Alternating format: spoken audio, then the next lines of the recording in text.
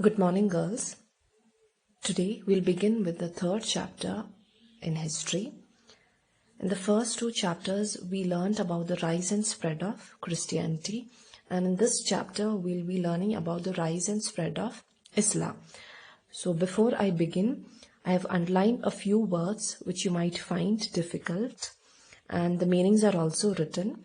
So, make sure you write down the meanings in your textbooks. So, we'll begin.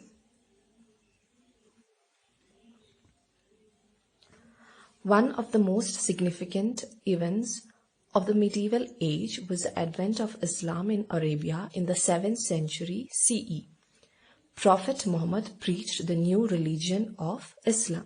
So it was in the 7th century that Islam began to rise in Arabia, and Prophet Muhammad was the one who preached about this religion. Pre-Islamic times. Now we'll see about the condition of Arabia before the rise of Islam. Islam began in the Arabian Peninsula and spread over a vast territory extending from Egypt to Afghanistan from 600 to 1200 CE. So initially Islam began to rise in the Arabian region, and gradually it spread to other parts of the world. Agriculture was predominant in the southwest region of Arabia, the coastal region along the Red Sea. There were some towns in the province of Hijaz and Yemen. Beyond these regions lay vast deserts with some oases. Before the emergence of Islam, the people of Arabia were divided into two main groups: the city dwellers or settled folk, and the wandering Bedouins or dwellers of the desert. So before Islam began to rise in Arabia, the Arabian people, they were divided into two main groups: the city dwellers, that is the people who lived in the cities, and the dwellers of the desert, people who lived in the desert. The Bedouins wandered from dry to green areas, oases of the desert, in search of food and fodder for their camels. So these desert dwellers, the people who lived in the desert, they used to wander through the desert in search of their own food and food for their camels. Now you can see the word oasis here. This oasis, it refers to a small area in a desert that supports vegetation and also has supply of water. Those settled in cities practiced agriculture or trade. So these desert dwellers, they used to wander in the desert looking for food, whereas the people who were settled in the cities, they practiced agriculture or trade.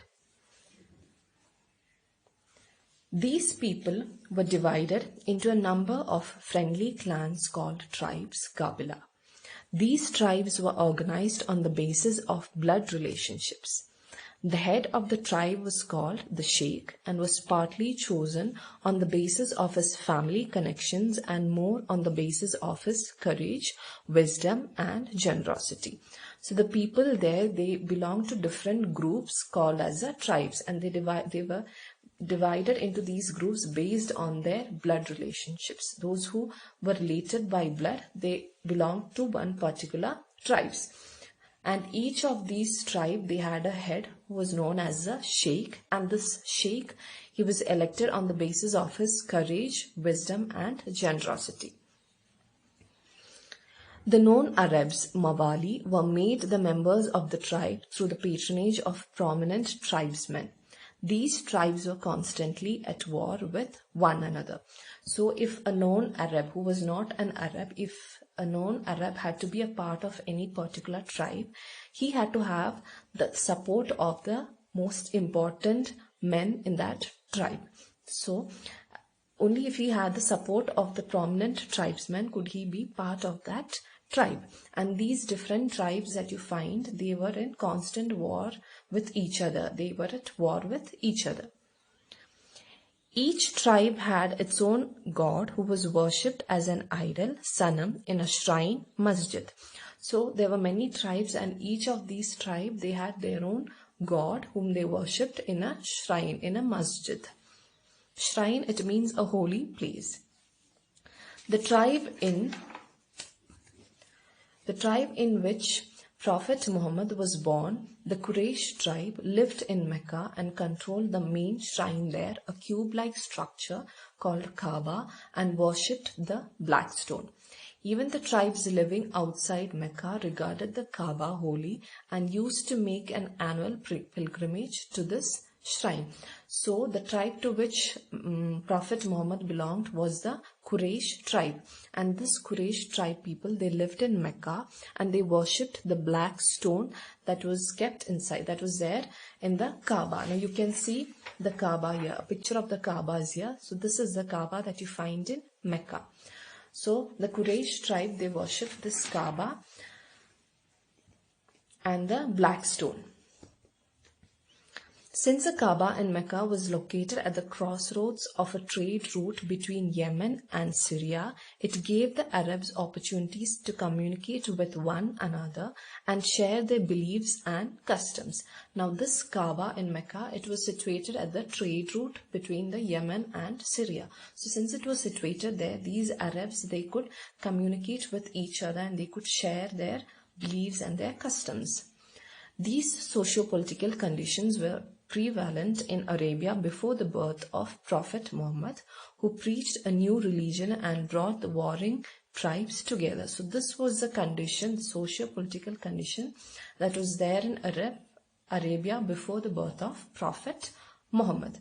Now we'll move on to the birth of Prophet Muhammad. Prophet Muhammad was born in 570 CE in Mecca, now in Saudi Arabia. He was born as a posthumous child and his mother Amna died when he was 6 years old. So Prophet Muhammad, he was born in 570 CE in Mecca and he was born as a posthumous child. Posthumous child means one who was born after the death of his father. So before he was born, his father had died, and when Prophet Muhammad was 6 years old, his mother also died. He was brought up by his uncle who engaged him in his trade. Muhammad had to travel far and wide for the purpose of trade. In the course of his travels, he came in contact with a rich widow named Khadija and married her. So since he did not have parents, he was brought up by his uncle who was involved in trade.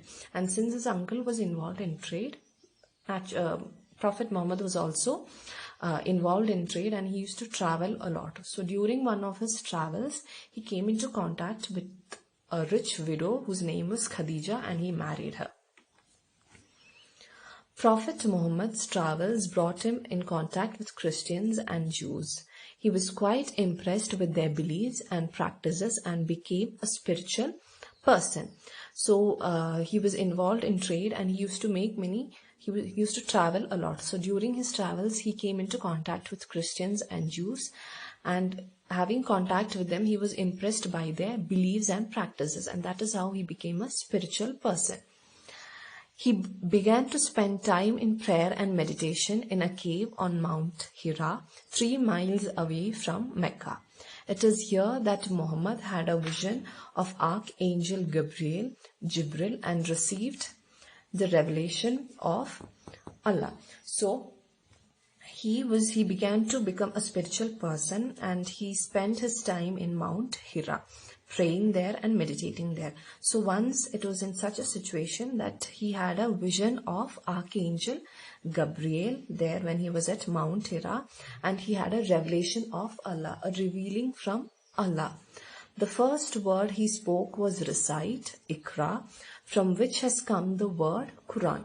From then onwards, Muhammad declared himself to be the messenger of God and began to preach the word of Allah to the people of Mecca. So when he was there at Mount Hira, he had a revelation of Allah, and the first word that the Archangel Gabriel spoke was recite, and it is from this word recite that the word Quran has come. So after Prophet Muhammad got this revelation, he declared himself as a messenger of God and he began to preach about Allah and about the word of Allah to the people of Mecca. he found a new religion called Islam. Islam is an Arabic word which means submission to God's will. The revelations which the Prophet had are compiled in the Holy Quran, which along with the Hadiths, sayings of the Prophets, are the supreme source of authority in Islam. The followers of this religion are called Muslim. So, this Prophet Muhammad, he had a revelation of Allah and he declared himself as a messenger of Allah. After this, he found a new religion, Islam, and Islam, it comes from the Arabic word which means submission to God's will. And his revelations, the revelation that Prophet Muhammad got, are all written in the Holy Quran, along with the Hadiths, the sayings of the Prophet, are the supreme source of authority in Islam. So the Holy Quran is their supreme book, is their supreme source of authority in Islam. And the people who belong to Islam are known as the Muslims. Then we'll see the main principles of Islam. Islam believes in the unity of God and holds there is only one God, that is Allah, and Muhammad is a messenger of Allah. So Islam, they believed in one God, that is Allah, and they believed that Muhammad is a messenger of Allah. Islam rejects idol worship and lays emphasis on collective prayers, benevolence, brotherliness, and lack of greed. So Islam was against idol worship, that is a worship of any figure or any image, and it gave importance to collective prayers, benevolence. Benevolence means it is a practice of being kind to others. Then brotherliness, loving one another, loving each other, and lack of greed. The 5 main principles of Islam are the following. The first principle, there is only one God, that is Allah, and Muhammad is his prophet. So that is the first main principle. There is only one God, Allah, and Prophet Muhammad is his messenger. All Muslims must offer prayers, namaz, 5 times a day, at dawn, noon, mid-afternoon, dusk, and at night. And on Friday afternoons, he must offer prayer in the mosque. So this is another main principle, that they have to offer prayers. Every Muslim has to offer prayers 5 times a day, in the morning, noon, afternoon, mid-afternoon, evening, and at night. And on Fridays afternoon, they're supposed to offer prayer in the mosque. They must fast from sunrise to sunset throughout the holy month of Ramzan. So during the month of Ramzan, they're supposed to fast from morning till evening, till sunset. They must give alms, zakat, to the poor as an offering to Allah. So they're supposed to give alms. Alms means charity that is given to poor. So they are expected to give charity, alms, to the poor, and this charity that they give, it is considered as an offering given to Allah. They must make a pilgrimage to Mecca, Hajj, at least once in their lifetime. So at least once in their life, they have to make a pilgrimage. Pilgrimage means it is a journey that is made to a sacred place. So they have to make this pilgrimage to Mecca at least once in their lifetime. Now you can see few words that are there in the bracket. Hajj, a few words you can see in the bracket. Namaz, these are all Islamic terms. These principles or duties are based on the writings of the Quran. Now, the migration of Prophet Muhammad to Medina. Migration, it means moving from one place to another place. Prophet Muhammad tried to bring together the warring tribes of Arabia with his message of peace and brotherhood. We had already seen there were many tribes and they were at constant war with each other. So Prophet Muhammad, he tried to bring these tribes together. He forbade idol worship and stressed the importance of good behavior. He had to face considerable opposition from affluent Meccans who took offense to the rejection of their deities. They feared that Prophet Muhammad's teachings would undermine the older religious beliefs and considered it as a threat to their status and prosperity of Mecca. So we had seen before that the different tribes, they used to have idol worship. They had their own idols. So Prophet Muhammad was against this idol worship, and he stressed on good behavior. So when Prophet Muhammad went against idol worship, the affluent Meccans, the wealthy Meccans who were there, they began to oppose Prophet Muhammad. They feared that this Prophet Muhammad would be a threat to their success, to their status, and to the success of Mecca. This growing opposition forced Muhammad to flee from Mecca to Medina in 622 CE.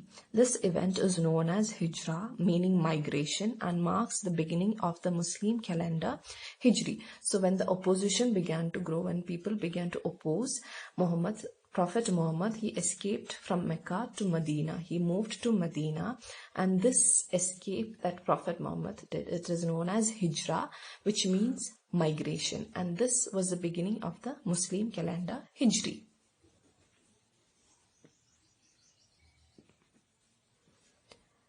The people of Medina welcomed Muhammad with open arms and became his followers. Muhammad established a small army with his followers, and after a series of battles conquered Mecca. So when Prophet Muhammad, when he went to Medina, the people there, they welcomed him, and there he established a small group, and they conducted many battles and conquered Mecca. Impressed by Muhammad's achievements, many tribes joined the community and accepted Islam as their religion. Thus, Medina became the administrative capital of the emerging Islamic state, with Mecca as its religious center. So when Prophet Muhammad conquered Mecca, many people there, many tribes, they were impressed by Prophet Muhammad's achievements, and they began to join Islam. So that is how gradually Medina became the administrative capital and Mecca became the religious center. In the course of time, Mecca and Medina became the two holy places of Muslims. So this is how Mecca and Medina, they became the two holy places of the Muslims. Gradually, Islam spread from Arabia to Western Asia and from there to the rest of the world. This united the Arab tribes and they became a political power. Soon they conquered many parts of Western Asia, Jordan, Iraq, Persia, Sindh, Turkey, and Egypt. So initially it started in Arabia, but gradually it spread from Arabia to the Western Asia, and from Western Asia it spread to the different parts of the world. It spread to all the different various parts of the world. You can see Jordan, Iraq, Persia, Sindh, Turkey, and Egypt. So this is all for today.